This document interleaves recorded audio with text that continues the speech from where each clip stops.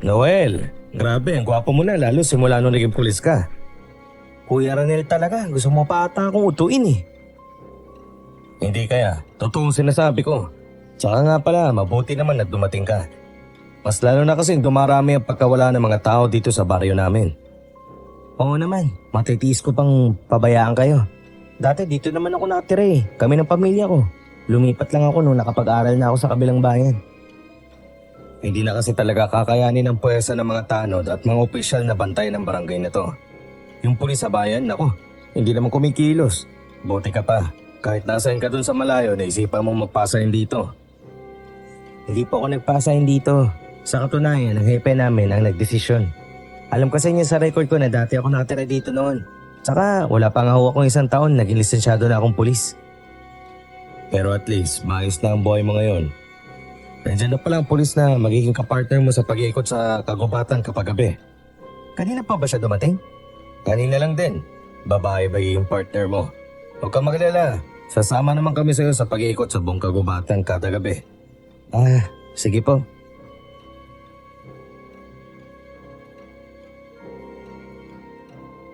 Pumunta na kami sa kubo kung saan naghihintay ang babaeng pulis na magiging kapartner ko. Unang tingin ko sa kanya, duda ako kung talagang babae siya. Baskulado ang katawan, matangkad, at halatang malakas. Mas malaki pa ang katawan niya sa katawan ko.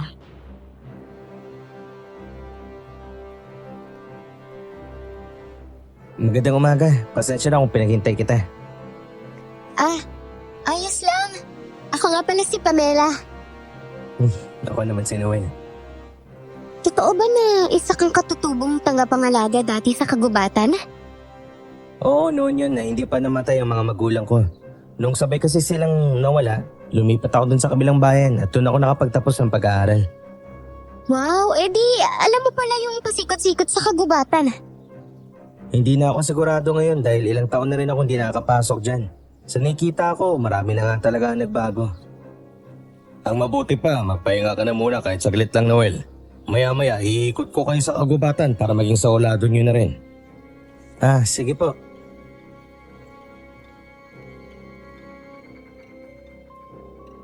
Umupo muna ako saglit at kumain.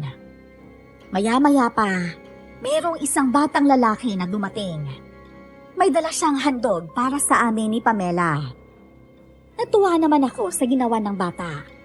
Nakikita ko ang sarili ko sa kanya noon. Sa tuwing may bumibisita sa barangay, nagdadala ako ng handog, kagaya ng prutas na saging.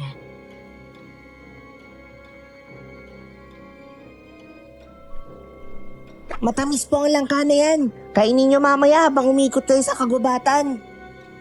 Naku, maraming salamat ah. Ano nga palang pangalan mo?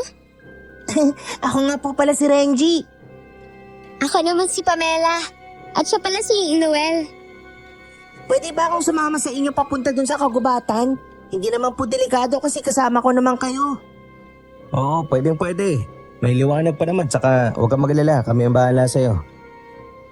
Sige, salamat po ha. Magpapaalam lang po ako sa nanay ko.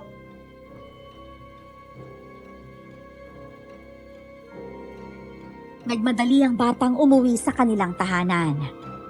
Makalipas ng 1 oras, bumalik itong nakangiti. Sa mga ngiti niya, halatang pinayagan siya ng kanyang nanay. Umalis na kami nung nakabalik na si Kuya Ranel. Nung una, nagtaka pa ito nang makita ang batang sumama sa amin.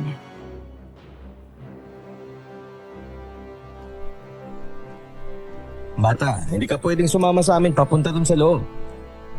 Pumayag naman po kasi sila eh. Kuya Ranel, hayaan niyo na po. Maaga pa naman po, kaya ayos lang yan. Natatakot kasi ako baka kung anong makita natin sa kagubatan mamaya. Wala po yan. Walang nilalang nalalabas kapag tirik ang araw. Oo nga, tsaka marami naman tayo eh. Siguro kaya siya sumama pa rin para malaman niya kung anong nangyayari sa loob ng kagubatan. Nakapagpaalam ka pa sa magulang mo? Opo, pumayag naman po sila. Ang sabi po nila, wag lang daw po ako magpapagabi. Oo siya, sige, tara na. Ang sarap naman ng hangin sa kagubatan. Kaya nga Pinapalinisan pa namin ito noon, kaya lang nagugulat na lang kami dahil biglang tumataas sa mga damo at mga kahoy. Biglaan lang po?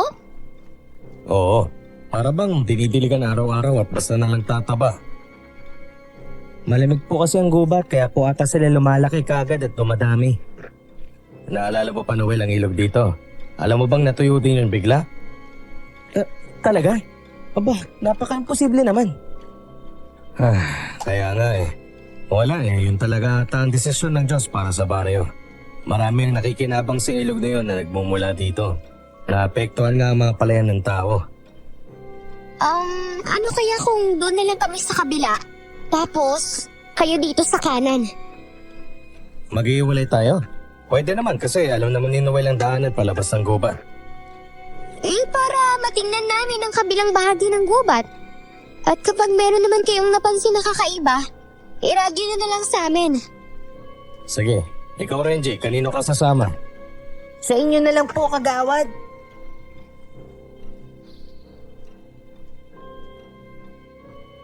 Naghiwalay na kami ng landas sa gitna ng kagubatan.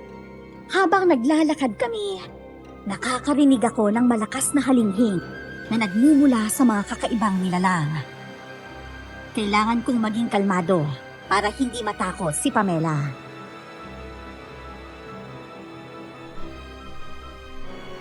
Ayos ka lang ba? Oo, ayos lang ako. Tingnan mo nga itong punong kahoy. Parang kinalimot ng mahahabang kuko eh. Oo nga no, baka galing sa mga mababangis na hayop. Teka, ano yun? Tara, doon tayo. Parang may kumikilos dun banda. Huwag din tayong pumunta doon. Diretsuhin na lang natin ang daan para makalabas na tayo ng gubat. Kaya nga tayo nandito para ma-resolve yung kaso, di ba? Kung talagang mga hayop ang pumatay, bakit mo parawang bangkay ng tao? Tara na, sumama ka na sa akin. Kailangan nating tingin ang bahaging yun. Hindi ako sasama sa'yo. Huwag na tayong dumako sa bahaging yan. At bakit? Huwag mong sabihin sa akin na naduduwag ka. Yun na nga, naduduwag ako. Naging pulis ka pa kung duwag ka pala. Wala ka na doon. Basta dumiretso na tayo. Ayoko nga, doon ako dadaan. Wala nang daanan dyan. Dead end na sa bahaging yan. Makinig ka na lang sa akin dahil may mas alam ako kesa sa'yo sa lugar na to. Buong lakas ko siyang hinila paalis sa bahagi ng gubat na yon. Nararamdaman ko kasi na may nilalang na nakabantay sa bawat kilos namin. At gusto ko siyang ilayo sa kapahamakan. Bata pa lang ako, yun na talaga ang problema ko sa sarili.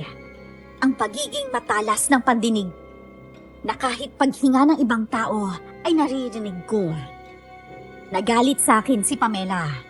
Pero tuluyan kaming nakaalis sa bahagi ng gubat kung saan may nilalang. Habang naglalakad kami, may natapakan siyang malambot na bagay, dahilan para sumigaw siya.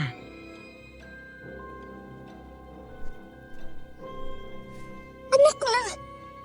Ano to? Ang diri talaga! Alisin mo nga ang paa mo. Ayun na, parang kalansay ito ng tao ah. Hindi lang parang kundi. Kalansay nga. Tingnan mo, naagnas na ang kanyang katawan. Matagal na atang namatay ang taong yan pero walang nakapansin. Baka hindi nga ata talaga hayop ang pumapatay. Kung mga hayop, sigurado akong lalapain ang katawan nila. Tapos itong mga buto maging hiwalay-hiwalay to. Kaya nga tayo nandito para magmanman. Hindi magtatagal, malalaman din natin kung anong pumapatay. Bigla ako kinilabutan ah. Paano pala kung hindi yung mga taong kalaban natin dito? Ang akala ko ba matapang ka? Matapang talaga ako ah. Handa ako makipagbarilan anong oras. Pero kung mga nilalang na daig pa ang tao kung kumilos na makakalaban natin, imposibleng mananalo tayo sa kanila, no? Ang mabuti pa, maiwan na muna kita saglit. May kailangan lang akong hanapin sa bahagi ng gubat na to. Sige, bilisan mo lang ah. Sana pala doon na lang ako sumama kay Kuya Ranel eh. Hindi ko na siya pinansin at kaagad ko na siyang iniwanan. Ang alam ko, merong kuweba sa kaliwang bahagi ng gubat. Ngunit nang puntahan ko yon, hindi ko na yun nahanap. Bigla ko na namang naamoy ang tila nabubulok na bangkay. Kinuha ko ang baril ko at hinanda kung sakaling merong sasalakay sa akin. Nagmanman muna ako sa paligid. Pero hindi ko maramdaman na kumikilos sila. Ngunit ang kanilang hininga ay naririnig ko. Alam kong malapit lang sila sa akin. Binalikan ko si Pamela. At sa pagkakataong yun, kasama na niya sina Kuya Ranel.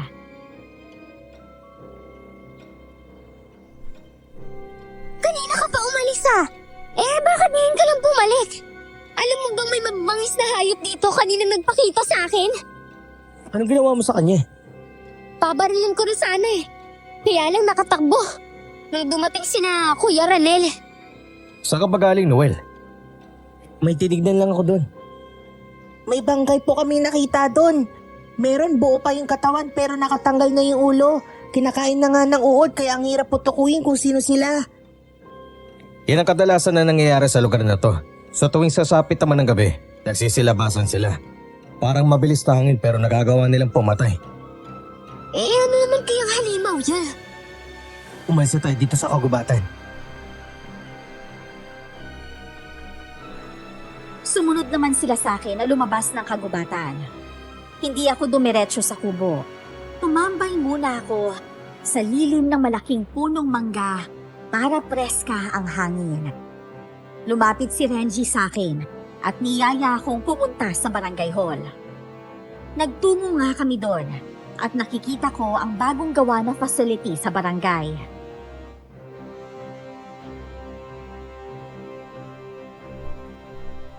Ang ganda na po ng barangay, hindi po ba? Oo. Noon bago ako umalis, hindi pa ganito itsura ng baryo. Alam niyo po ang kwento ng matatanda dito sa amin? Matagal na raw na hindi nabibiktima ang mga halimaw sa kagubatan. Ngayon lang daw sila bumabalik sa hindi malaman na dahilan. Alam mo, Renji, hindi naman nabibiktima ang mga halimaw na yan. Basta hindi ka lang maligaw sa kagubatan. Hindi po. Kusa po talaga silang umaalis ng kagubatan para makahanap ng mabibiktima. Yung kapitbahay nga namin bigla na lang daw hinila ng mahabang buntot. Mabuti na lang at merong itim na luya ang asawa niya kaya siya naligtas. Umaalis na sila ng kagubatan? Oo, mamayang gabi po sigurado ko na malalaman niyo rin kung anong mangyayari. 5:00 pa lang po ng hapon nagsasara na ang lahat. Yung iba napubuhos ng asin sa katawan para hindi lang malapitan ng nilalang. Ah, ganun ba? Opo.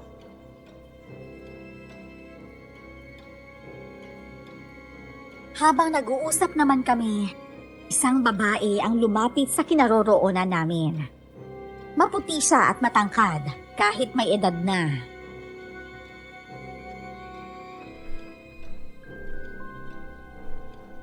Ikaw ba ang pulis na ipinadala nila dito sa amin?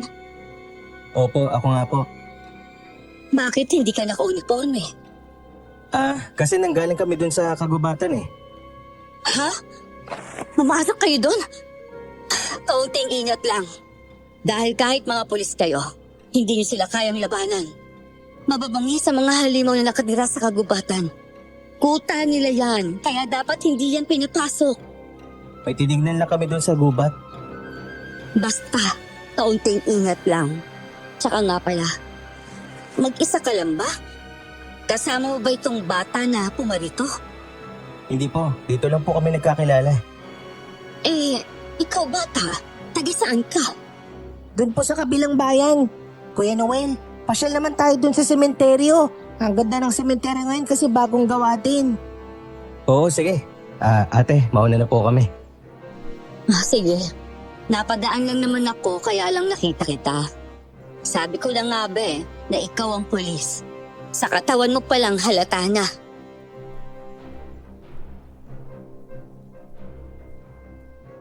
Ngumiti na lang ako doon sa babae at pumunta naman kami sa sementeryo. Tunay nga na maganda na ito. Hindi kagaya ng dati. Malayong-malayo na sa dating itsura ng lumang sementeryo noon. May nakita ako matandang babae doon na nagwawalis.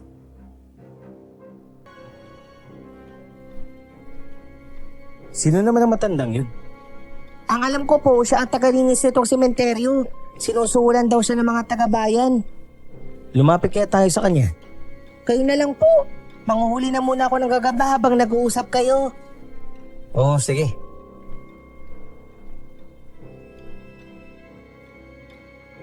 Napatigil naman sa pagwawalis ng matanda nang makalapit ako sa kanya. Ngumiti ito, pero bumalik lang siya sa pagyuko at ipinagpatuloy ang pagwawalis.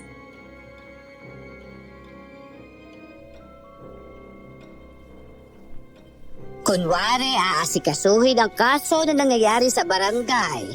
Pero ang totoo, hinahabol lang ang malaking sweldo. Ako po bang kausap nyo? Oo, kaya lang nga naman na kakausapin ka ang mga patay. Nagkakamali po kayo. Hindi sweldo ang habol ko kaya ako nandito. Gusto ko lang naman po makatulong sa mga nangangailangan dito. Huwag ka lang nga dyan. Iiwan mo rin naman kami kapag hindi mo makayaan ang labanan ng mga halimaw sa gubat. Dati na po bang may na-assign na pulis dito? Oo. At alam mo ba kung anong nangyari? Nagsialisan silang lahat nang may makita na ginto doon sa kagubatan. Kaya ata, lumabas sa mga nilalang na yan eh. Dahil kinuha nilang ginto. Ginto? Meron bang ginto sa gubat? Meron. Kung sino man ang makakuha sa ginto, ang kapalit ay ang pagkamatay ng kanilang pamilya. Hindi ako umimik, kaya tinalikuran ako ng matandang babae. Bumalik na ako sa kubo. Si Pamela na lang ang nandun dahil umalis na raw si Kuya Ranel. Si Renji naman, umuwi na rin sa bahay nila. Hinila ako ni Pamela papasok sa loob ng kubo at meron siyang sinabi sa akin.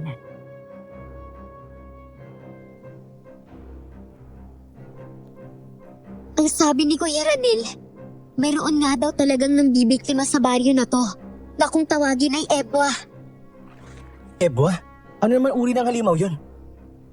Oo, uri ng aswang na sumisip-sipraw ng dugo. Inamin na niya sa akin ang totoo. Kung naging pamilyar ka sa kagubatan, imposibleng hindi mo alam ang bagay na yun. Paano ko naman malalaman? Sa 13 anyos lang ako umalis dito. Wala pa ako naririnig na kwento tungkol sa bagay na yan. Madalas kami sa gubat pero hindi ko nasisilayan ang mga halimaw na sinasabi mo. Sabi pa ni Kuya Ranel, ang dugo raw ng patay na tao, ang kanilang sinisip-sip. Tsaka minsan pa, mga buhay na malapit ng mamatay. Natutuyo ng dugo ng tao kapag namatay sila. Kaya imposible ang sinasabi mo. O siya, mamayang gabi baka lalabas sila, mag-aabang tayo. Magaling ako makipaglaban sa barilan. Pero sa mga halimaw na Ebwa, hindi ako sigurado eh. Ang pagkakaalam ko, takot ang mga halimaw sa luyang itim. Kaya maghanap na tayo habang maaga pa. Saan naman tayo maghahanap? Kahit saan. Tama ka nga. Mahirapan tayong labanan kung aswang sila na may kakayahan maging vampira. Pero kapag may pangontra tayo, sigurado magiging madali lang ang lahat. Hindi ba naikwento ni Kuya Ranel sa'yo? Hindi eh. Tsaka, natakot kasi ako kanina eh. Nang malaman ko ang tungkol sa mga bagay na yon. Kaya pala ayaw ng mga kasamahan ko na ma-assign dito eh. Nabalitaan na ata nilang nilalang o halimaw ang kalaban dito. At hindi tao na kriminal. Dinala ko si Pamela sa mga bahay na malapit sa kubo kung saan kami matutulog. Marami kaming napuntahan, ngunit konti lang ang kanilang stock na luya, kaya walang nagbigay sa amin. Hanggang sa may isang babae na nagturo sa amin sa kinaroroonan ng abandonadong bahay.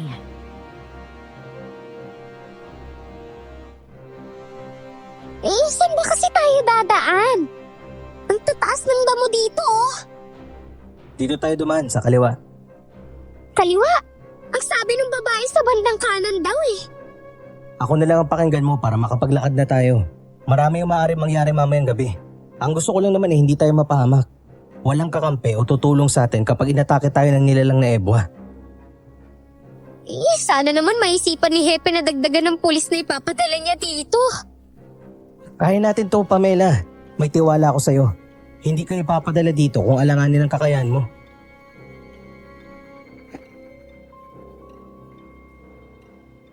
Wala siyang nagawa kundi ang sundan ako. Hanggang sa narating na namin ang abandonadong bahay. Nakita namin na may matataas na puno ng luya doon. Isa-isa naming kinuha ang mga laman noon hanggang sa umihip ang malakas na hangin. May nalanghap akong amoy na hindi kaaya-aya.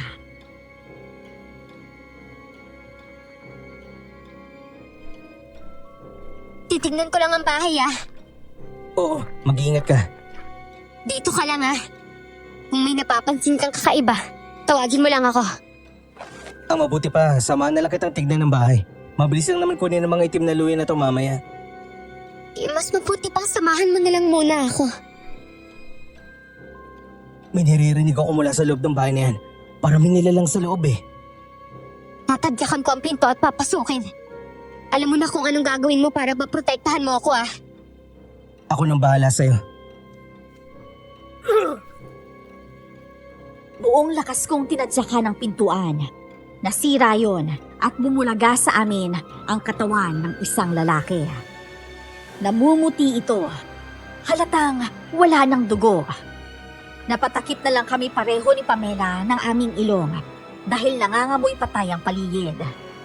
Kung hindi ako nagkakamali, doon dinadala ng aswang na ebwa ang kanilang biktima.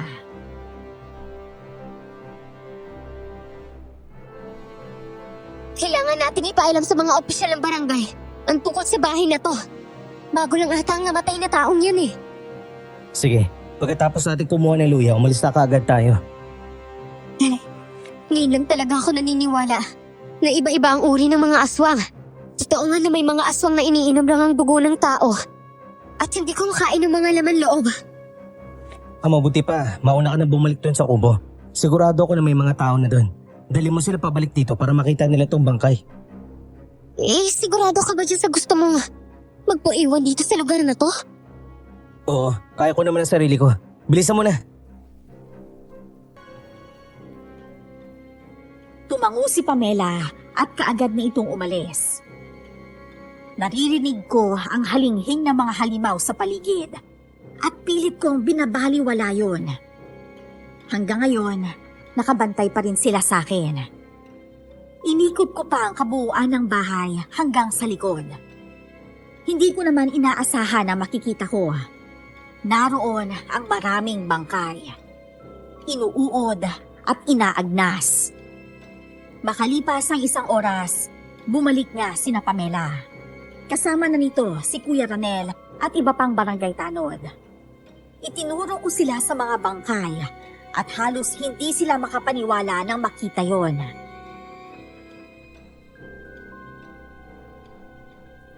Mga kasama, dali ninyo pali sa mga ibang bangkay na buo pa rin ang katawan. Ipatawag na rin ang mga tao sa buong barangay para ma-identify kung sino sila. Ano naman pong gagawin sa mga bangkay na naagnas na? Kagaya ng dating gawin, kailangan na lang silang tabunan dito. Wala na rin naman tayo magagawa eh. Hindi na po ba kukunin ang mga buto nila? Hindi na. Wala na malilibingan ang bangkay na yan. Punong-puno ng sementeryo. Tingnan nyo, may babaeng papalapit. Siyang babaeng naglilinis ng sementeryo. Aling Nelin, bakit po kayo nandito? Dahil meron akong naalala. Ito rin ay base sa sinabi ng albularyo noon sa aming mga nakatatanda. Ikaw ba ang anak ng mag-asawang katutubo na nag-aalaga nitong kagubata doon? Ako nga po. Kaya pala, madalas silang nambibiktima dahil nararamdaman nilang babalik ka. Ikaw lang ang habol nila, iho. Kailangan mo magbalik bilang tagabantay ng kagubatan. Kapag hindi mo yun ginawa, marami pa ang mamamatay. Ano? Bakit naman po ako? Isa na akong pulis at hindi ko sisirain ang pangarap ko para lang sa pagbantay ng kagubatan na to.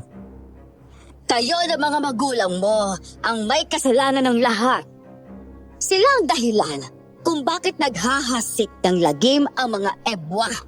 Alam nilang tinakasan mo sila, kaya sa amin sila gumaganti. Aling Nelin, ano po bang ibig niyo sabihin? Darating ang panahon na magiging aswang na ebwa si Noel. Mag-iingat kayo sa kanya dahil maaaring siya ang anak na tagapangalaga ng kagubatan noon ay ang magiging pinuno ng mga aswang na Ebwa. Nakita kong humakbang paatras si Pamela sa akin dahil sa takot. Na mga sandaling yon, naghihintay ng paliwanag si Kuya Ranel. Wala akong masabi sa kanya, kaya umalis na lang ako para bumalik sa kubo. Nagkataon naman na nandun si Renji at parang ako nga ang kanyang hinihintay. Kuya Noel, alam mo ba pinag-usapan ka ng mga tao dito sa barangay? Ang sabi po nila, ikaw ang sumpa ng baryo. May nakatuklas po kasi sa lihim ng pamilya niyo noon. At ano daw ang lihim ng pamilya ko? Sabi nila dating bantay ng kagubatan ng magulang mo. Sila daw ang nangangalaga sa mga Ebwa. Kaso nga lang, nung namatay sila, tumakas ka raw. Nagsimula daw po ang pag-atake ng Ebwa simula nang umalis ka. Huwag ka maniwala sa mga chismis na yan. Totoo na naging bantay ang mga magulang ko ng kagubatan. Pero hindi kasama ang mga aswang na Ebwa na binabantayan nila. Hindi pa nga ako nakakita ng ganong uri ng aswang eh. Basta yun lang naman po ang kwentuhan nila doon. Tsaka nga po pala, sinadya pala ng taga-barangay na hilingin kang pauwiin. Ano? Opo, kasi po gusto nilang malaman kung ano ba talagang kaugnayan mo sa aswang na Ebwa. Kung ikaw po ba talaga yung magiging pinuno nila at kung makukontrol mo ba silang huwag nang mangbiktima.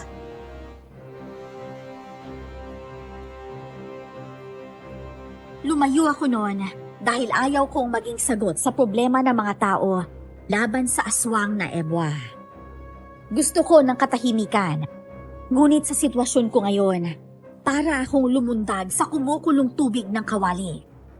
Habang nag-uusap kami ni Renji, biglang may humawak sa dalawang kamay ko at nilakyon sa likuran ko.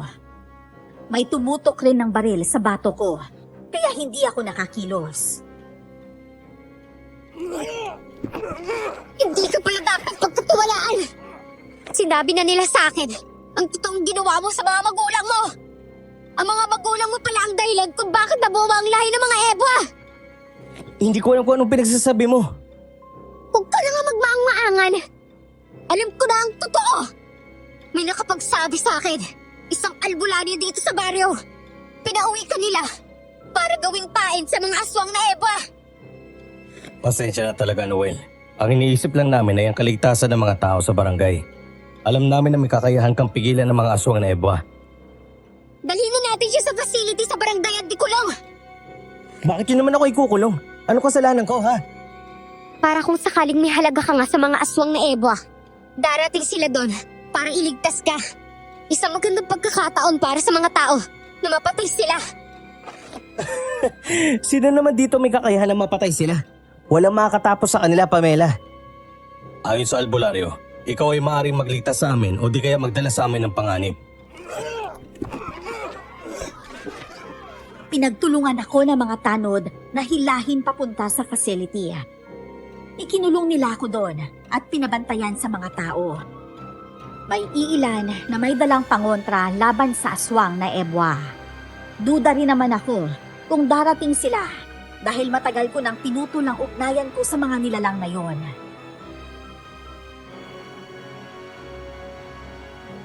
Noel, ano ba talagang meron sa pamilya mo? At sa aswang na Ebwa? Hindi ko gustong ikulong ka eh. Pero utos ng mga tao sa barangay na to, ang gagawin ko sa'yo. Ayos lang. Hindi ko rin naman sila masisisi. Ang alam ko, walang masamang ginagawa ang mga magulang ko. Tinupad lang nila ang kanilang tungkulin na bantayan ng kagubatan. Ikaw ang tinuturo nilang dahilan kung bakit naghahasik ng lagim ng mga aswang na Ebwa. Kaya raw nagkakaganito ang lahat dahil iniiwasan mong bantayan ng mga kagubatan kagaya ng mga magulang mo. Ang gusto ko ay magbago ng buhay at kalimutan ang mga nakaraan ko na hindi maganda. Isa ba sa mga gusto mong kalimutan ay ang mga aswang na Ebwa? Totoo ba na pinapainom sila ng mga magulang mo ng dugo ng tao sa kagubatan? Hindi totoo ang bagay na yun. Hindi ko nga rin alam kung paano nila nasabi yung bagay na yan.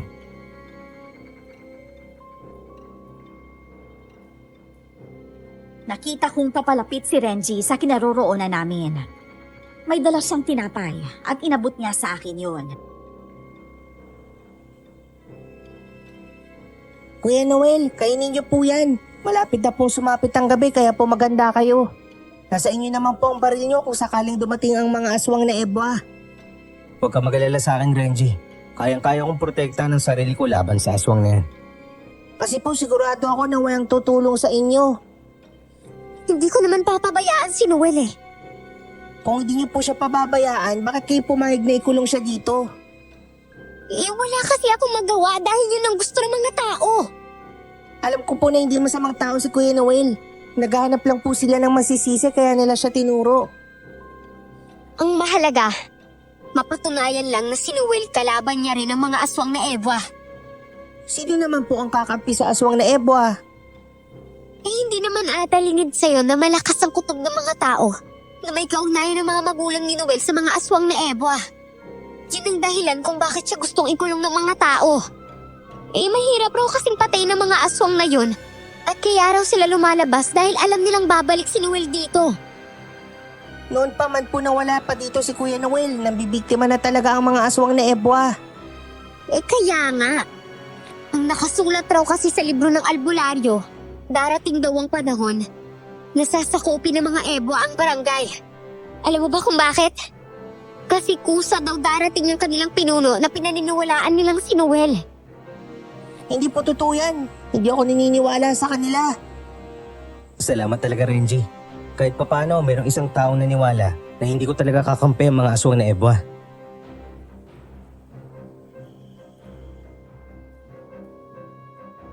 Sumapit nga ang gabi.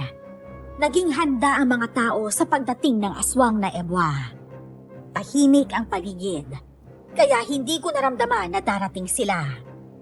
Naisip ko na lang na matulog na mga oras na yon. Ngunit nang pahiga na ako, nararamdaman ko silang papalapit. Sumigaw ako at tinawag si Kuya Ranel para makapaghanda sila. Kuya Ranel, maganda kayo. Paparating na sila. Sino ang paparating? Ang mga aswang na ebwa. Ano? Paano mo naman nalaman? Nararamdaman ko sila. Maganda kayo dahil sigurado na papatay sila ng maraming tao. Narinig niyo ang sinabi ni Noel. Darating daw ang aswang na ebwa. Magsihanda kayo lahat. Bilib din ako sa kakayanan mo eh, no? Hindi mo sila maramdaman kapag wala kang ugnayan sa kanila. Matalas lang talagang pandinig ko at pakiramdam. Naniniwala na talaga ako na ikaw nga at ang susunod na magiging pinuno ng aswang na ebwa. Kailangan ka namin, Noel. Kung talagang gusto mo kaming protektahan, gumawa ka ng paraan para lisanin nila ang barangay na to.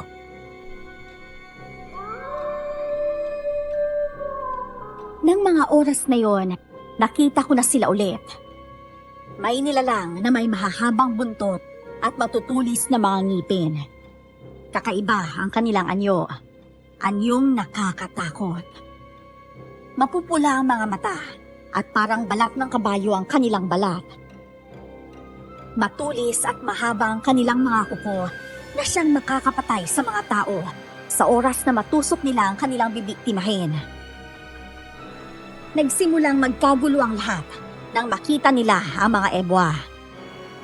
May iila na mabilis lang napatay, ngunit ang ebwa ay hindi man lang nabawasan kahit na isa.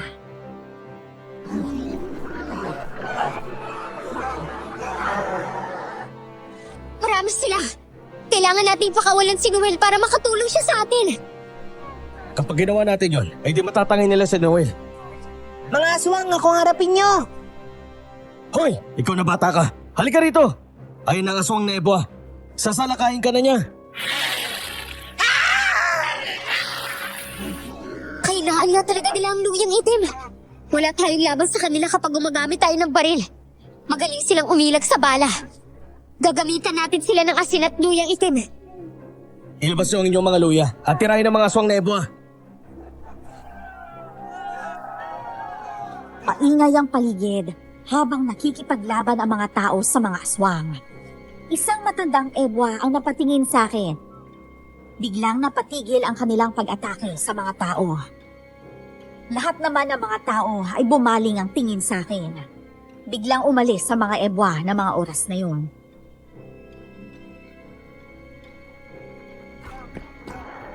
Inutusan mo sila umalis kaya sila tumakas? Wala akong ginawa. Mas mabuti na rin na umalis sila dahil mamamatay kayong lahat kapag sinubukan yung lumaban. Sigurado na ako na ikaw ang magiging paraan para makalaya ang barangay na to sa sumpa ng mga ebwa. Wala akong magagawa pagdating sa bagay na yan. Ang mabuti pa, pakawalan niyo na ako. Pagtulungan nating patay ng mga ebwa. Hindi ako ang kalaban niyo, kundi ang mga halimaw na yan. Walang may tutulong sa taga-barangay ang pagkulong niyo sa akin dito. Hindi ka muna papakawalan. Yan ang payo ng albularyo sa amin. Hayaan niyo po, Kuya Noel. Makakawala rin po kayo dyan. Sige po, uwi na ako. Wala akong nagawa nang magdesisyon silang panatilihin ang pagkakakulong ko sa facility. Nang gabing yon, kinakailangan ni Pamela na matulog sa loob ng facility. Magkasama kami sa loob, kaya dun na ako dahan-dahan na nagkwento sa kanya.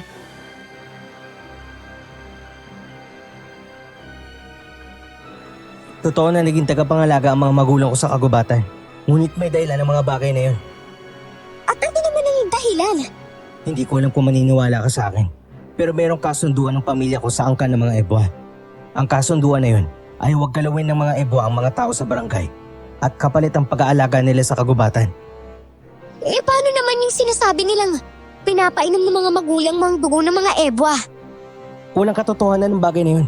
Bata pa lang ako, nakikita ko na ang mga aswang na ebwa. Malaya ako nakakagala sa kagubatan dahil sa kasunduan nila ng mga magulang ko. Eh ang pagkakaalam ko, hindi namatay ang mga magulang mo, kundi pinatay sila. Unang beses, nanghingi ang matandang ebwa ng preskang dugo ng tao. Napilitan ng mga magulang ko na pumatay para sa kanila. Ang buong akala nila, yun ang una at huli na hihingi ang nilalang na yun ng pabor. Hanggang sa patuloy na nilang pinipilit ang mga magulang ko na pumatay para sa kanila. Sinusunod ng mga magulang mo na pumatay sila ng mga tao? Oo, dahil kapag hindi nila yung ginawa, sila ang gagawa. Ang pinapatay nilang tao ay yung mga kriminal. Kung hindi nila sinunod ang utos ng mga ebwa, baka hindi sila pumapatay ngayon dahil hindi sila nakakatikim ng dugo ng tao. Walang pagpipilian ng mga magulang ko. Buong buhay nila, nanilbihan sila sa mga ebwa. Ngunit dahil sa isang pagkakamali, pinatay sila ng mga nilalang na yun nang walang awa. Eh ano ba kasing naging kasalanan ng mga magulang mo? Napatay nila ang isang ebwa para protektahan ako. Hindi pa gumanti ang mga ebwa noon. Nagtangka kaming tumakas ngunit nahuli kami. Ako lang ang nakalitas nung gabing yun at malaya nilang napatay ang mga magulang ko. Walang taga-barangay na nakaalam tungkol sa nangyari sa pagpatay ng mga ebwa sa mga magulang mo? Wala. Naganap ang patayan sa gitna ng kagubatan.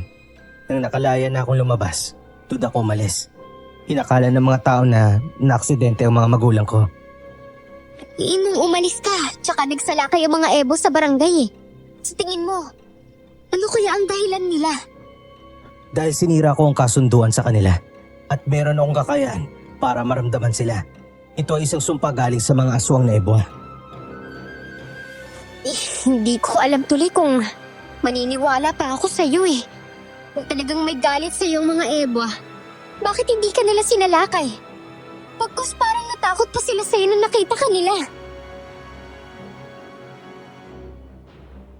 Alam kong kahit sino, mahirap kumbinsihin dahil sa naging kaugnayan ko sa mga ebwa. Yun lang ang alam kong dahilan kung bakit inalagaan ng mga magulang ko ang kagubatan. Dahil ang lolo ko ay dati ring tagapangalaga at namana yon ng tatay ko. Sumapit ang umaga. Nilinis na nila mga dugo sa labas ng facility. Dinala na rin ng tagabayan ang bangkay para imbalsamuhin. Biglang dumating si Pamela at pribado niya akong kinausap. Kasama niya si Renji na mga oras na yon.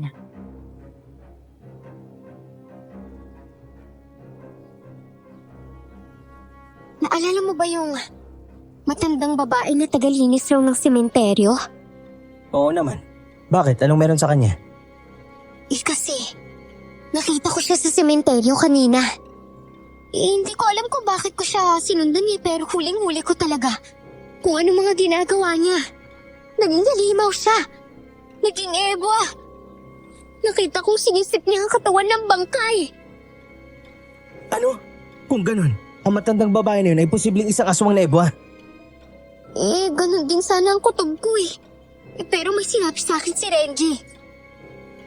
Ang mga ebwa ay may kakayahan na sumapi sa katawan ng tao para makapangbiktima. Maari po na hindi siya aswang na ebwa, kundi sinaniban lang siya at kinamit ang kanyang katawan. Ngayon, naniniwala ka na ba sa sinasabi ko? Kakausapin ko na si Kuya Ranel. Sasabihin ko sa kanya na dapat ka nang pakawalan dito. Paano naman kung hindi siya papayag? Papayag po siya. Pipilitan namin siyang kumbinsin na hindi ikaw ang pinuno ng mga aswang na ebwa. Bakit mo ba ako tinutulungan, Renji? Dahil alam ko po na hindi ka masamang tao.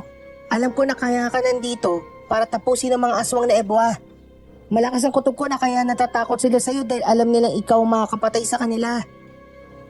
Handa akong tumulong para mapatay ang aswang na ebwa. Pero hindi ko alam kung makakaya ko nga. Ibubuwis ko ang aking buhay para mapalaya ang barangay na to.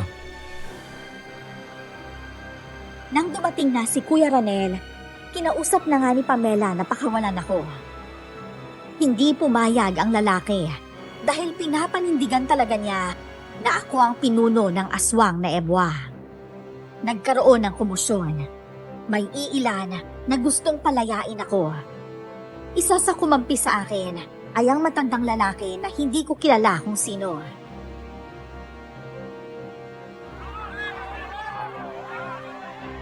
Ronald, hindi naman porkat ikaw ang nasusunod, may karapatan ka na magdesisyon para sa buhay ng lalaki yan. Bakit hindi mo siya bigyan ng pagkakataon? Palabasin mo siya sa facility para makatulong siya sa atin. Makatulong? Nagdahil sa pamilya niya kaya pinapatay ng mga aswang na yan ng mga tao dito sa barangay. Walang kasalanan si Noel. Kung nasira man ang kasunduan ng mga magulang niya sa mga ebwa, may dahilan sila doon. Ikaw ba? Papayag ka ba na mamanahin ng anak mo ang magiging tagapagmana bilang tagapangalaga ng kagubatan kung saan nabubugat ang mga aswang na yan? Huwag niyo na pong ibay ng usapan. Saka kayong matatanda, wala naman kayong magagawa para sa barangay. Teka lang, Radel. Bakit para may ibang dahilan ata ang pagkulong mo sa lalaking yan? Hindi kaya ikaw ang taong pumoprotekta sa mga aswang na ebwa? Ano? Ako? Opo, naisip rin po namin yan. Paano kung naghahanap ka lang ng taong masisisi sa pagsalaki ng mga ebwa? Pero ang totoo, ikaw pala may pakana ng lahat. Ganyan naman po kasi talaga nangyayari. Kung sino pa itong akala mo'y nag-aalala para sa baryo, ay sila pala ang traidor. Kuya Ranel! Hindi nga kaya totoong hinala nila sa'yo? Hindi ako traidor.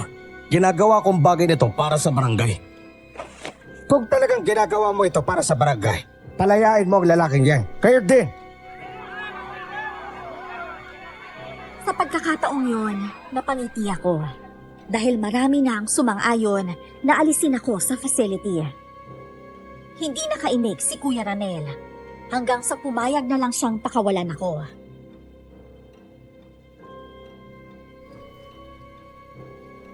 Maraming salamat po, Manong. Kahit hindi mo ako kilala, nagawa mo akong ipagtanggol. Ako nga pala si Jack.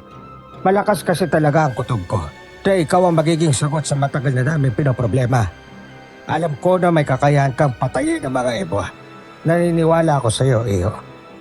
Mang Jack, hindi po ako gaano magaling sa pakikipaglaban. Sa barilan po medyo, kasi bihasa na ako sa ganun eh. Lalo na sa training. 6 na taon ka lang nung tinuruan ka ng tatay mo kung paano makipaglaban. Hindi ako naniniwala na hindi mo sila kaya. Paano mo naman po nalaman ng mga bagay na yan?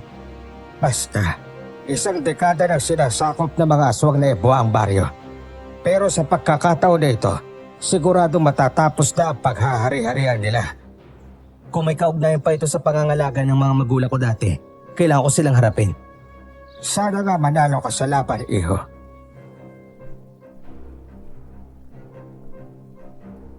Tinapik niya ang balikat ko at kaagad na ring umalis. Ngumiti si Renji sa akin, kaya hinaplos ko ang ulo niya. Nakita ko si Pamela na may kausap na isang babae. Lumapit ako sa kanila at nakita kong may inaabot siyang kwintas sa dalaga.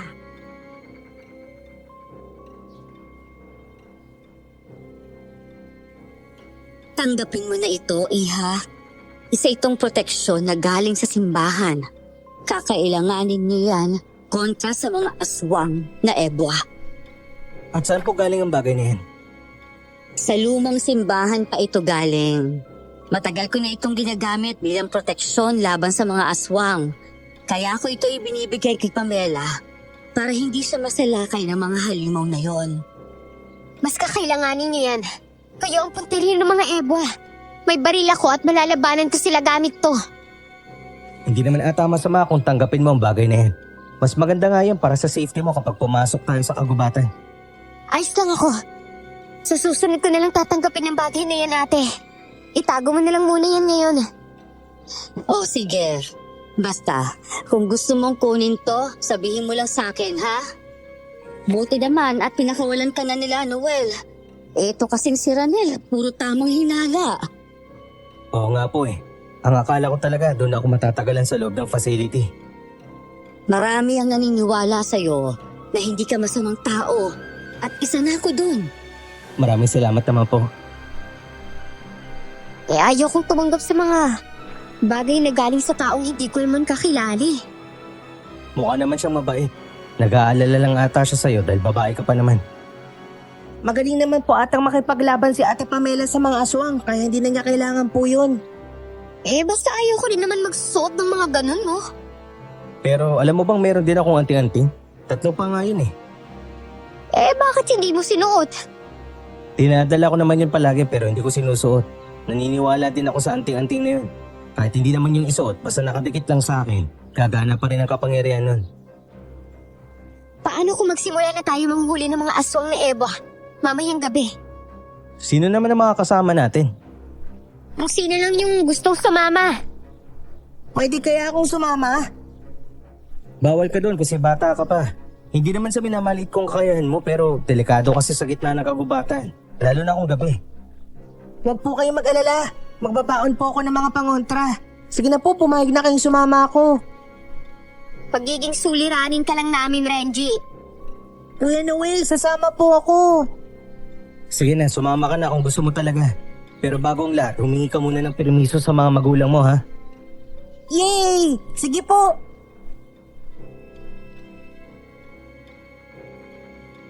Sumapit nga ang gabi. Bumalik kami sa kagubatan. Walang naglakas loob na sumama sa amin dahil sa takot. Marami kaming dalang pangontra. Luyang itim, asin, bawang, at holy water na galing sa simbahan.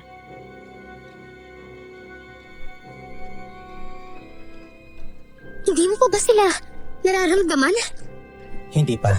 Pero kapag naramdaman nila na nandito tayo, lalabas sila lahat. Maamoy nila ang mga dugo natin. Hindi naman makakalapit ang mga yun sa akin dahil ginawa kong kwintas ang bawang. Meron pa akong luya na ginawa ko rin korona sa ulo ko.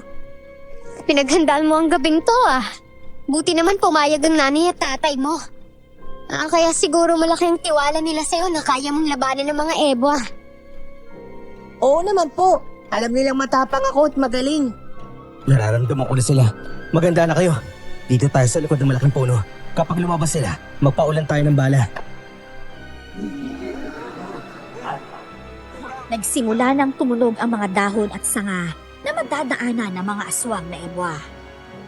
Nang nakita na namin sila, kaagad kaming nagpaputok ng baril. Sumaboy din ang asin at bawang si Renji, kaya hindi sila makalapit. Meron pang tumatalon sa ere at nagtatago sa matataas na puno. Mabilis, mabagsik, at magaling silang makipaglaban. Putik na yan. Nagtatago silang lahat. Nasa paligid lang natin sila. Alam ko na naghahanap rin sila ng magandang pagkakataon para masalakay tayo. Ate Pamela, yumuko po kayo. Ubusin namin kayo mga halimaw kayo. Ay, dahil pa nila ang unggoy kumakalampitin sa puno kahoy eh. Naubusan na ako ng bala. Naglalagay lang ako. Nakaduli naman pong habuli ng mga aswang na ebwa. Yan talagang isa sa kanilang kakayahan. Sobrang bilis magtago kapag may kalaban kaya hindi sila gaano napapatay. Abala ako sa pagbaril.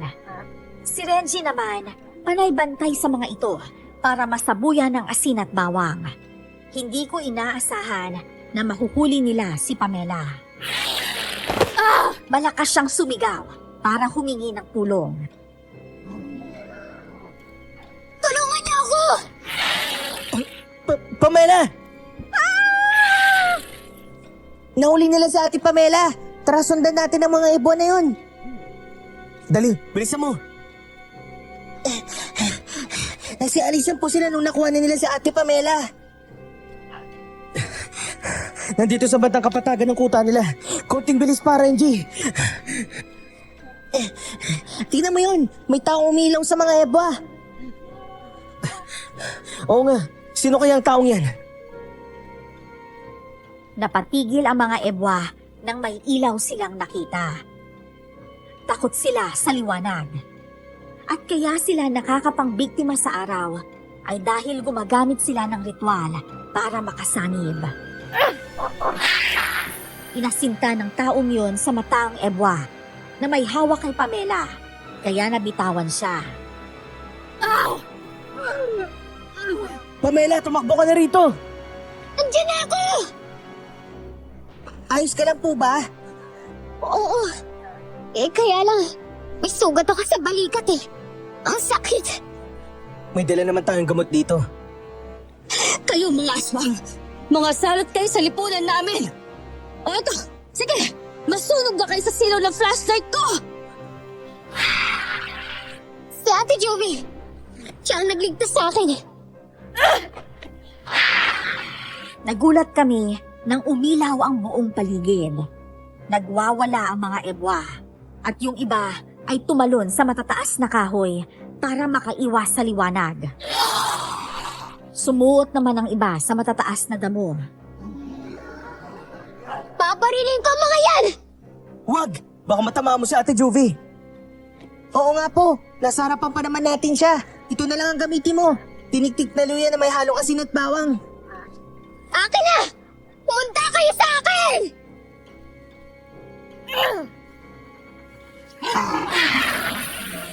Buong lakas na sinabuyan ni Pamela ang mga aswang. Umusok ang katawan ng mga ito nang matamaan sila. Hanggang sa biglang namatay ang liwanag ng flashlight at mabilis silang tumakas.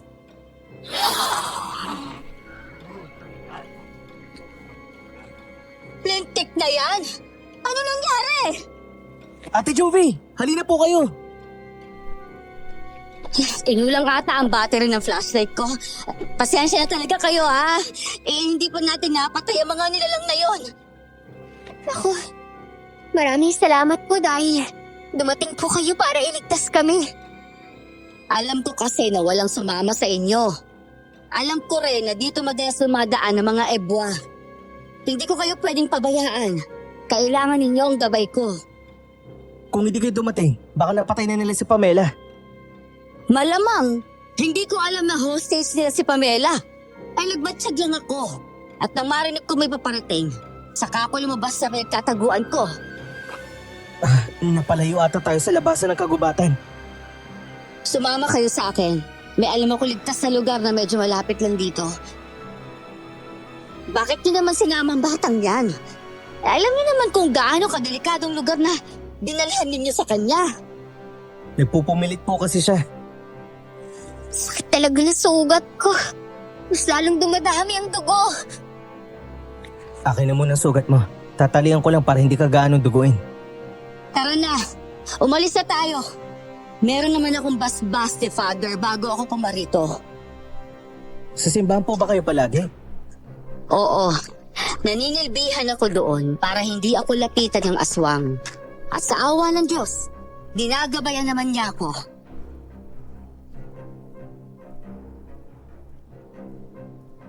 Sumunod na kami kay Ate Juvie. Habang naglalakad kami, napapansin ko na parang hindi mapakali si Renji. Mahina ko naman siyang kinausap. Nauunang naglalakad sa amin sina Pamela at Ate Juvie habang inaalalayan niya ang dalaga. Mukhang malalim ang iniisip mo ah. Ano bang problema? Kasi parang ayaw kong sumama sa babaeng yan. Ano na lang kaya kung bumalik na lang tayo? Malayong lalakarin natin kapag babalik pa tayo. Tsaka sabi niya, medyo malapit lang daw ang ligtas na lugar na pupuntahan natin. Sa totoo lang po, parang wala akong tiwala sa babaeng yan. Bakit naman? Nagtataka lang po kasi ako. Paano siya nakarating ng kagubatan ng mag-isa? Dahil gusto niya ata tayong tulungan. Iba po kasi nararamdaman ko eh. Pakiramdam ko hindi tayo ligtas sa kanya. Alam ko na natatakot ka, pero hindi naman ata siya aswang. Kung kakampi siya ng mga ebwa, hindi na niya tayo dapat iniligtas. Paano kung nagkukunwari lang siya? Noel, may problema ba? Wala naman po. Malapit na po ba tayo? Oo, malapit na lang.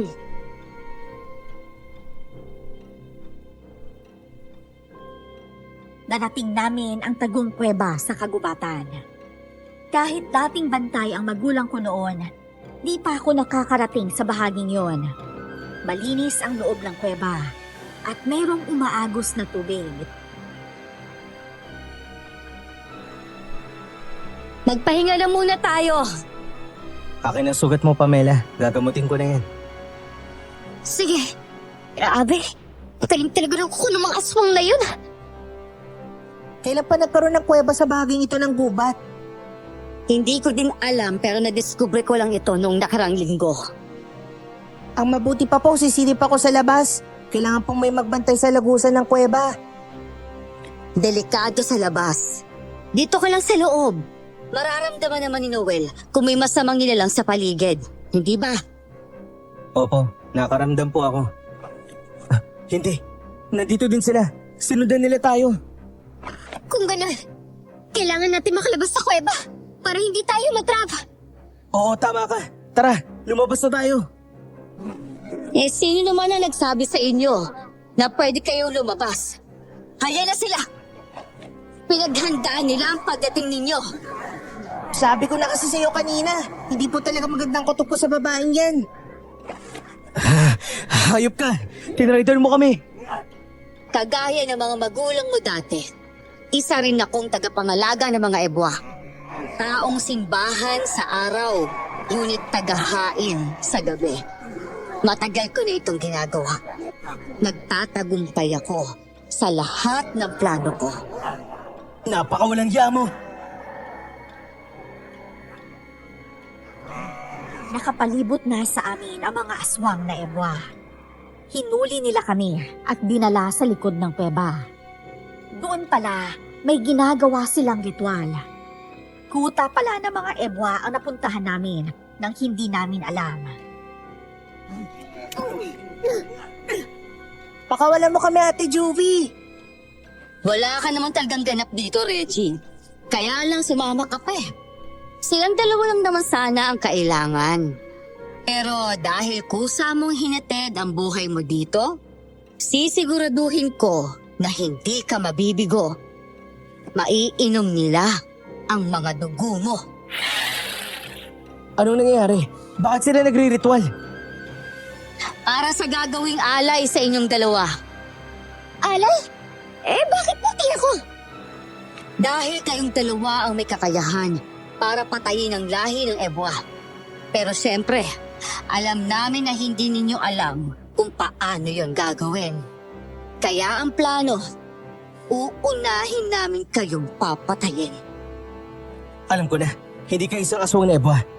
Kagaya ni nanay at tatay, tagapangalaga ka lang. Bakit hindi mo sirayan ang kasunduan at magbagong buhay ka? Bakit ko naman gugustuhin na sirain ang kontrata? Ang pag-aalaga ko at pagpapakain sa kanila ay kapalit ng limpak-limpak na ginto. Gamang ka! Ito na babagay sa'yo! Buong lakas ko siyang tinadyakan. Nang natumba si Ate Juvie, kumilos naman ang mga ebwa para sumugod. Isa-isa ko silang sinipa at nagsitalsikan palayo ang mga natatamaan ko. Sumaboy si Renji ng holy water, kaya nagwala rin sila. Doon na kami tumakbo paalis sa kuta nila. Wala pa kaming sapat na kakayahan para labanan silang lahat. Bilisan niyo pa! Ang bilis-bilis sila naghahabol eh! Alam ko na, magsasaboy ako ng pangontra sa likuran natin habang tumatakbo. Nang sa ganon, hindi sila makakasunod. Sige! Traitor na nga talaga sa Ate Juvie. Di ako nagkamali sa inaakala ko. Patawarin mo ko kung hindi ako nakinig sa'yo. Ayos lang po. Ang mahalaga, hindi natuloy ang pag-aalay nila sa inyo at hindi rin nila ako napatay. Meron likuan dyan sa dulo. Doon tayo pupunta. Sige! Nakasunod pa rin sila sa atin. Kapisado nilang buong gubat. Talaga magiging kabisado nila. Hindi pa kaya sila nakatira. Kuya Noel, hindi ko na talaga kayang tumakbo. Kaunti na lang makakarating na tayo sa tuyong ilog. Bisa mo. Ang sakit na po talaga ng paa ko. Diyos ko, Renji! Aray ko, sobrang sakit ng paa ko. Wala na talaga akong pagpipilian. Kailangan kong isakripisyo ang isang anting-anting ko. Kinuha ko ang aking anting-anting na pagmamay-ari pa ng sinaunang babaylan. May kakayahan yon na magtaboy na masasamang nilalang. Pero sa oras na magamit na yon ay hindi na babalik. Nang makalapit na sa amin ang mga aswang, hinagis ko sa ere ang anting-anting. Umilaw yon at nagbigay ng liwanag sa buong kagubatan. Doon ko na binuhat si Renji at muling tumakbo. Tatagal ng isang oras ang ilaw ng anting-anting, kaya hindi sila makakasunod sa atin. Oh, Noel, naliligaw ata tayo eh. Dito na tayo dumaan kanina eh. Parang bumabalik tayo sa unang daanan natin. Hindi! Nililigaw tayo ng lintik ng mga aswang yan. Umupo ka muna, Renji. Hubarin ko lang ang damit ko. Pasensya na po talaga. Sana hindi na nga ako sumama sa inyo. Naging pabigat pa ako. Hindi ka naging pabigat. Sadali lang. Ilalapag na muna kita dito sa ugat ng malaking kahoy. Bilisan mo na, Noel. Baka mawala na ang liwanag sa buong kagubatan eh. Ito na! Dali-dali kong hinubad ang aking damit at binaliktad yon, saka muling isinuot. Bumabalik sa alaala ko kung saan ang tunay na daan, hanggang sa natuntun nga namin yon. Nang malapit na kaming makalabas sa kagubatan, nakasalubong naman namin si Mang Jack.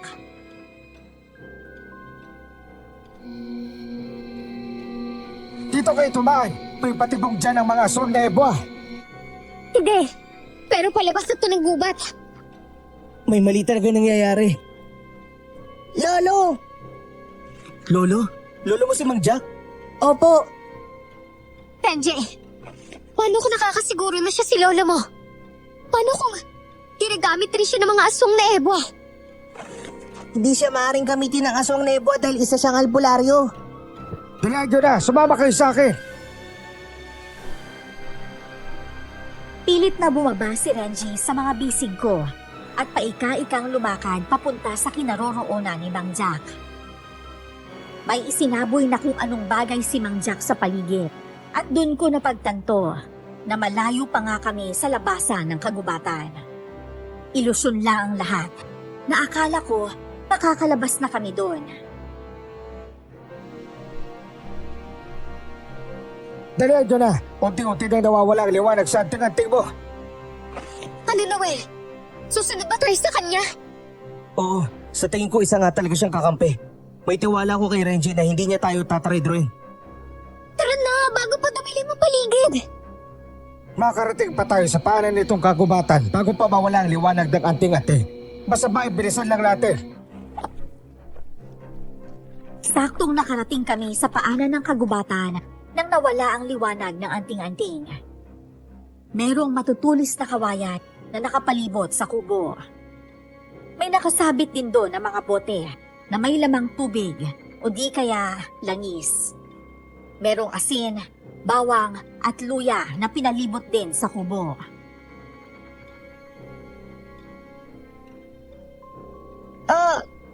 Bakit po dito kayo tumira? Hindi ba kayo natatakot na baka sugurin kayo ng mga aswang na ebwa? Hindi. Sa katunayan, 2 buwan pa lang naman kami dito. Ang kubo na ito ay matagal nang ginawa bago pa umatake ang mga ebwa. Wala nang nakatira dito kaya kami na lang diretso ang lumipat. Hindi naman sila makakalapit dahil maraming proteksyon na nakapalibot sa kubo. Hanggang dyan lang sila sa kagubatan. Nakatitig at gustong inumin ang dugo namin ng apo ko. Balak niyo bang patay ng mga aswang na Ebo? Oo, pero hindi ko sila kakayanin. Ako mismo ang nakiusap sa bayan na kung maaari, kayo ang ipadala dito sa barangay namin. Matagal kitang hinanap, Noel. Pati ikaw, Pamela. Ano? Umupo ka dito, Pamela, at ang magamot ko ang sugat mo. Ang totoo dyan, alam ko ang totoong pinanggalingan yung dalawa. Ikaw, Pamela, ay may lahing aswang. Hindi aswang kagaya ng mga ebwa, kundi lahi na kayang pumuksa sa mga aswang na ebwa. Hindi. Hindi totoo ang sinasabi mo. Sa tingin mo ba sa ganitong sitwasyon, mag-iimbento pa ako? Kayo lang din Noel ang may kakayahan na pumatay sa kanila. Si Noel ay may lahing tagabantay. Siya ang may kapangyarihan kung kailan niya kahayaan na manatili sa mundo ang mga aswang na ebwa. Alam ko na po ang pinanggalingan ko. Pero hindi ko alam na may kakayahan akong mapatay sila. Meron. Gamit ang inyong mga tugo, magagawa niyo silang mapuksa. Dugo? Hindi ko nga po alam kung paano nasabing aswang ang pinanggalingan ko eh. Mula ka rin sa baryo ito, Pamela. Bata ka pa noon, nagpinaampon ka ng ama mong may lahing ebwa. Gusto niyang ilayo ka sa mga masasama niyang kalahi. Ang iyong ina isang mangangatay ng aswang. Pero alam ko na maguguluhan ka talaga, lalo na at wala na ang mga magulang mo. Kailangan mo nang yakapin ang pagiging tagapuksa ng kalahi ng iyong totoong ama. Hindi ko po alam kung maniniwala ako sa iyo eh. Ang tahimik ng buhay ko eh. Tapos ngayon, gugulo lang dahil pumunta ako sa barangay na to. Kung gusto mo talagang makatulong, ang paraan lang ay tanggapin at kampanan mo ang iyong tungkulin. Ngayong alam na nilang nandito kayo. At kahit maraming proteksyon ang paligid na kubo, maglalakas loob silang sasalakay. Kung ganun, kami ni Noel ang habol nila. Oo, gusto nila kayong mapatay. Kaya lang naging magulo ang lahat dahil naisipan ng tagapangalaga ng kagubatan na magpanggap bilang albularyo. Naniwala si Ranel sa kanya kaya bumagal ang pagsasabi ko sa inyo na totoo. Sige na, kahit naguguluhan ako, tisikapin kong gampanan ang sinasabi ninyo. Ano ang kailangan namin gawin para malabanan ng lintik na ebong na yan? Gamit ang inyong sariling dugo at ang ritual na tanging kayo lang ang makakagawa. Ito ang libro. Nakasulat riyan ang ritual na maaari niyong sambitin habang dinidikit niyo ang inyong mga daliri na may sugat at pinaghahalo ang inyong dugo. Ng mga sandaling yun, may biglang dumating na mga tao sa kubo. Sumilip kami sa bintana at nakita namin si Kuya Ranel. Bawat isa may dalang itak at lagaraw. Nagtaka ako. Ngumiti si Mang Jack sa akin.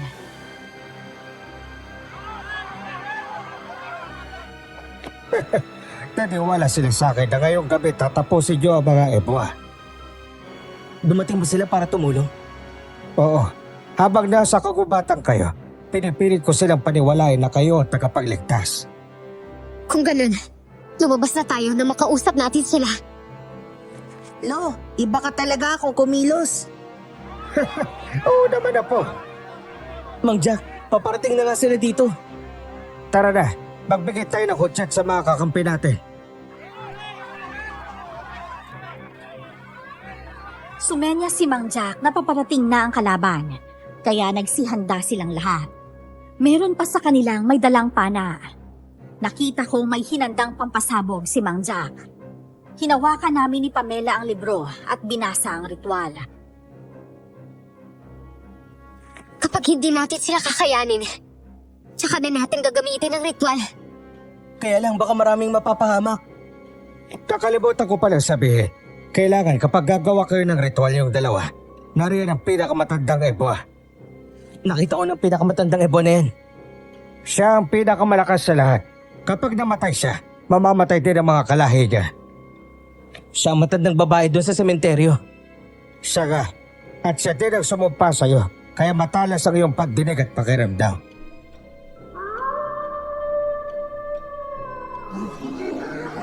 Maya-maya pa, dumating na ang mga ebwa. Pinalibutan nila ang buong kubo Nagsasanhi sila ng kakaibang tunog. Maraming nakadapo sa matataas na puno habang sinasabit ang kanilang mga mahahabang buntot na may talim sa dulo. Naghahanda rin sila at para naghihintay ng hudyat ng pagsalakay sa amin. Mga kasama, mabilis silang pumatake kaya yun ang inyong paghandaan. Oo, Mang Jack. Mga hayop talaga sila. Ang dami-dami nila. Ayun na sila. May mga gumagapag na sa lupa. Ang lahat ng may dalang pana. Asintayin niyo ang mga iba sa itaas ng puno. Sabay tayong atake sa kanilang lahat. Mga hangal! Hindi kayo manadalo laban sa amin! Alam ko pinakahuli na nating makakalaban ay yung pinakamalakas na Eva. Ako ma! Kayong dalawa ang gusto ko maunang mapatay ng mga alagad ko! Kayo ang malaking banta para sa mga kalahi ko! Ito, sundaan nyo ito at isaboy sa kanila para masabugan sila. Basta ako, sapat na sa akin itong mga pangontra ko. Pagbilang ko ng 3, umatake na tayong lahat. 1, 2, 3!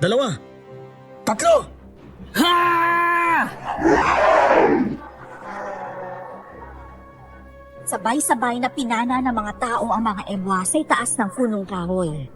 May ilang natamaan at natutunaw. Nagsindi kami ni Pamela ng pasabog, saka itinapon yun sa kinaroroonan nila. Sumasalakay rin ang mga aswang na ebwa at meron din silang nasasaktan. Taga dito, taga doon ang ginawa ng mga tao sa mga aswang. Noel! Talikod ka naman ng isang pasabog! Sige! Ito ang para sa inyo. Ayun! Kulang na lang adobohin ng mga katawan yung matataba dahil sa pagpatay niyo sa mga taga-barangay. Laban na ba, kasama? Laban na! Para sa barangay, ubusin ang lahi ng ebwa. Buwis buhay na pagpalaya sa barangay. Maraming dumanak na dugo laban sa mga mapanakop at masasamang nilalang. Hinahanap na mga mata ko si Aling Nelly na siyang reyna pala ng mga aswang na ebwa. Hanggang sa namataan ko itong sumasalakay sa kinaroroonan ni Mang Jack.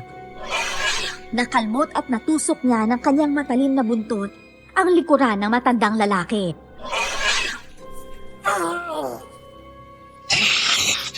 Papatay na kitang matanda ka! Lolo! Randy! Mag-iingat ka!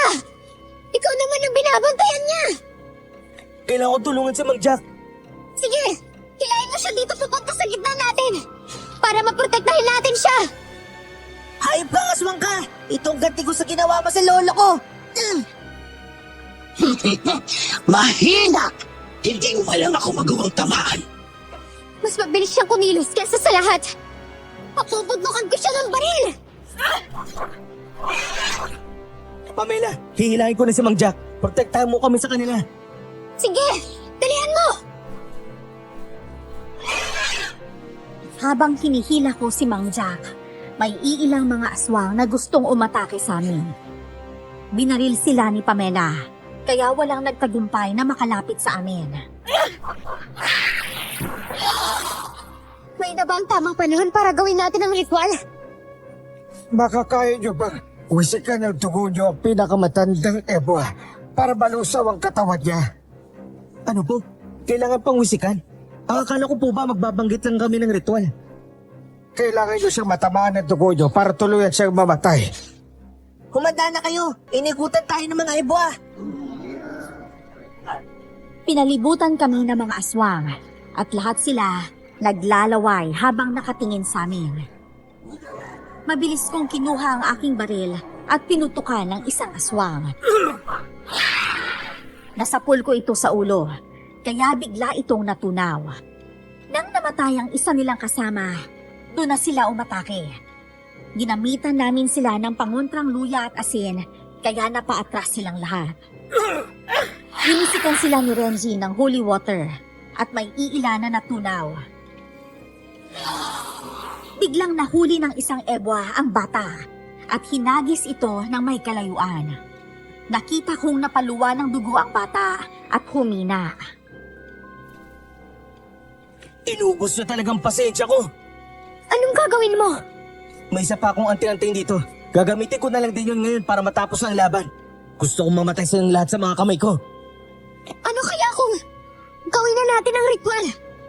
Kahit maubusan tayo ng dugo, hindi natin matatamaan ang pinakamatandang ibong yan. Tingnan mo, kalmado lang ito habang nakatingin sa atin. Naghihintay na naman siya ng magandang pagkakataon para makasalakay. Kung ano ang gusto mong gawin, suportahan kita. Babaril lang ako ng mga iba pang mga aswang. Nang mailabas ko na ang pangalawang anting-anting, doon na nagtangkang umatras sa mga aswang na ebwa. Ginamit ko ang natutunan ko sa pagtuturo ni tatay sa akin noon na makipaglaban. Tumalon ako at isa-isang sinuntok ang mga aswang. Ang bawat matatamaan ng kamao kong may anting-anting ay namamatay. Nakita kong hawak ng aswang si Kuya Ranel. Kaya mabilis akong tumakbo sa kanyang kinaroroonan para iligtas siya. Binali ko ang ulo ng aswang at hinagis ang katawan nito sa kanyang mga kasama. Salamat. Hindi pa tapos ang laban. Marami pa rin sila, pero hindi sumusuko ang mga kasama natin. Handa silang magbuwis ang buhay para sa barangay. Kailangan manalo tayo dahil marami na ang mga namatay ng mga kasama natin.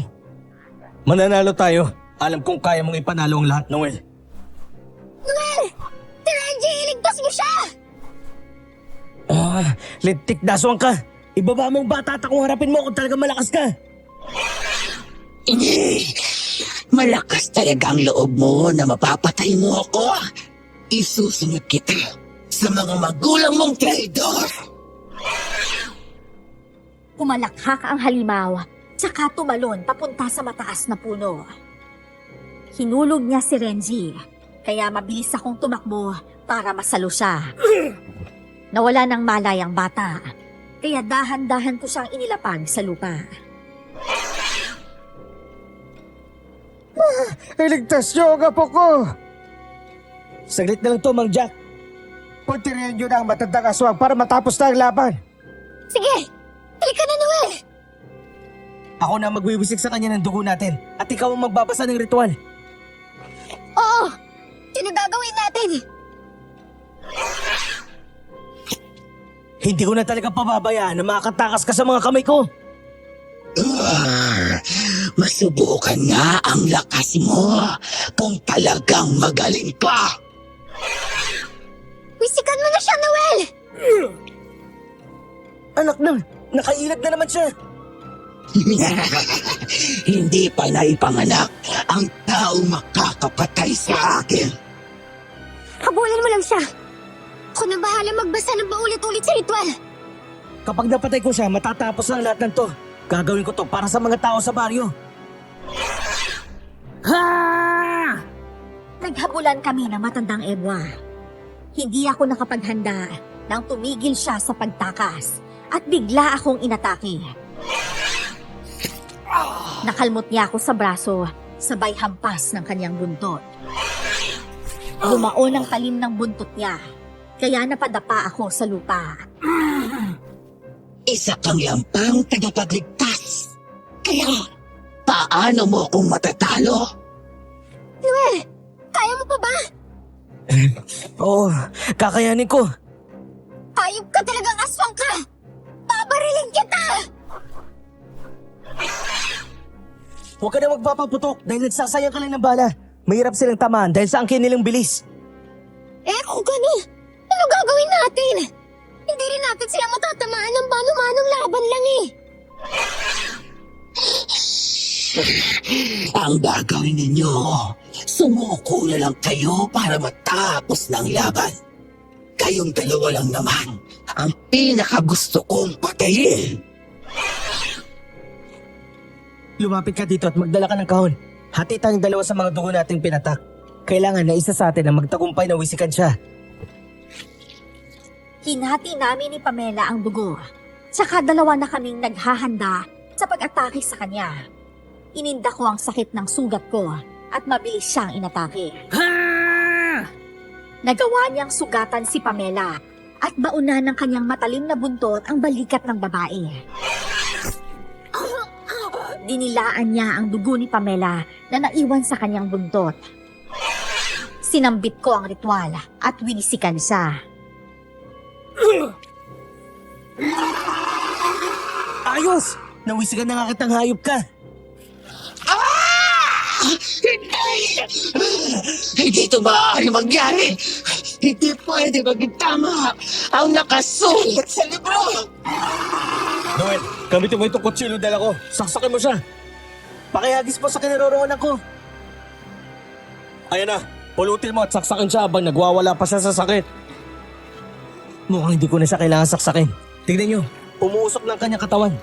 Kaya lang, hindi ako kontento na namatay siya ng ganong kadali. Gusto kong maranasan niyo pa to.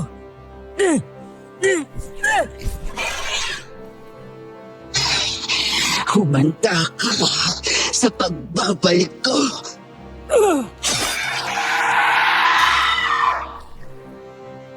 Nagawa mo, Noel! Nagawa mo siyang patayin! Sa wakas, makakalaya na ang mga tao. Dumating na rin ang panahon na wala na tayo dapat katakutan. Nakita namin na habang nasusunog ang katawan ng matandang Ebwa, ganun din ang nangyayari sa mga kalahi nito. Unti-unting naging abo ang kanilang katawan at nililipad yon ng malakas na hangin.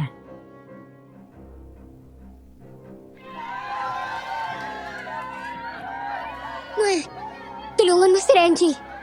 Tingnan mo kung ano nangyari sa kanya. Sige. Reggie, gumising ka! Ano nang nangyari? Wala na ang mga aswang. Kuya Ranel, pakibuhat naman si Mang Jack para madala siya sa loob ng kubo. Mga kasama, tulungan niyo akong buhatin si Mang Jack. May isa pa tayong dapat gawin. Pagkatapos ng paggamot ko kay Mang Jack, hahanapin ko sa gitna si Ate Juvie. Kailangan niya pagbayaran ng mga ginawa niya. Tutulungan kitang hanapin siya. Agad-agad kong ginamot ang mga kasama kong sugatan. Nang matapos na, magkasama kami ni Kuya Ramel sa pag-ikot sa kagubatan. Pinuntahan ko ang kuta ng mga Ebwa, pero wala na si Ate Juvie doon. Hindi kami tumigil sa paghahanap hanggang sa nakita namin siyang papatawid sa kabilang bundok papunta sa kabilang bayan. Tatakas ka pa talaga? Paalisin niyo na ako rito! Hayaan niyo na ako mabuhay! Hindi. Dapat lang na malaman ng lahat na isa kang traitor. Pananagutan mo ang mga ginawa mo sa mga taga-baryo. Traitor ka. Kahit na kami, muntik mo na ipakain sa mga Ebwa. Tatalon ako sa ilalim ng bundok kapag sinubukan ninyo akong hulihin. At sa tingin mo, sino may pakialam kung mamamatay kang hayop ka? Nang naghahanda siyang tumalon, mabilis akong tumakbo papunta sa kinaroroonan niya at hinila ang kanyang damit. Tagumpay ko siyang nahuli, kaya dinala ko siya sa kubo. Sinabi ko sa mga tao na siya ang tagapangalaga ng mga Ebwa at siya din ang dahilan kung bakit mas lalo natakam ang mga halimaw sa dugo ng tao.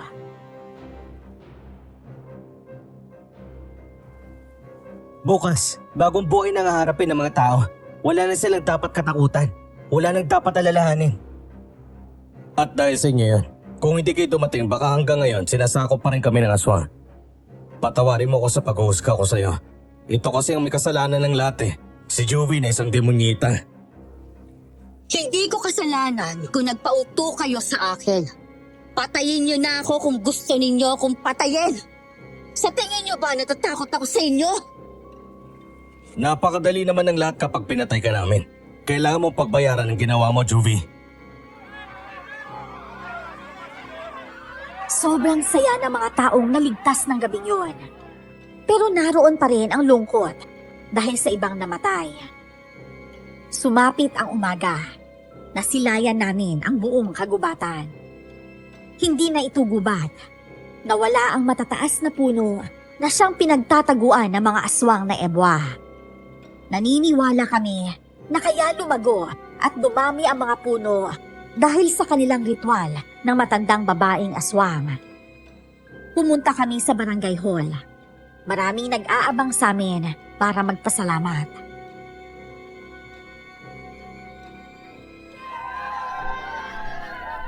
Sabihin nyo lang kung paano kami makakabawi sa inyo.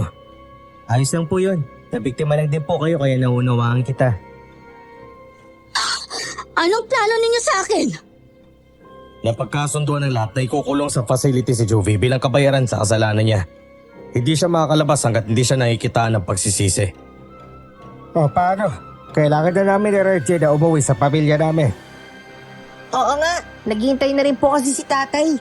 Kaya po ko sumama kay Lolo dahil unang misyon ko to. Hinaasa niya kasi ako dahil ako ang nakatadahan ng papalit sa kanya. Ah, kaya pala eh. Pamela, alam kong naguguluhan ka pa rin pero Tama po. Naguguluhan ako pero alam kong nagsasabi po kayo ng totoo. Tsaka meron na pong prueba. Papanindigan ko po to. At magliligtas ako ng mga tao laban sa mga aswang. Nang dahil po sa inyo, Mang Jack, nalaman namin na may kakaiba kaming kakayanan ni Pamela. Hindi po namin kayo makalimutan. Lalo ka na, Renji. Masaya po ako na nakilala ko kayo. Kami din naman. Sana magkita pa tayo ulit. Parang wala naman na po akong balak na umalis dito. Nagustuhan ko na pong manatili dito sa lugar eh. Ano kaya kung hihingin natin sa hepe natin na dito na lang tayo habang buhay? Alam ko papayag ang happy ko pero yung sa'yo, ewan ko na lang. Gusto mo din ba dito? Oo. Gusto ko talaga maging partner sa trabaho na to. Ayun! Kakusapin natin ng sabay ang ating hepe. Tapos, kapag pumayag sila, di maganda. Pero sa tingin ko, papayag sila dahil na-resolve natin ang kaso dito.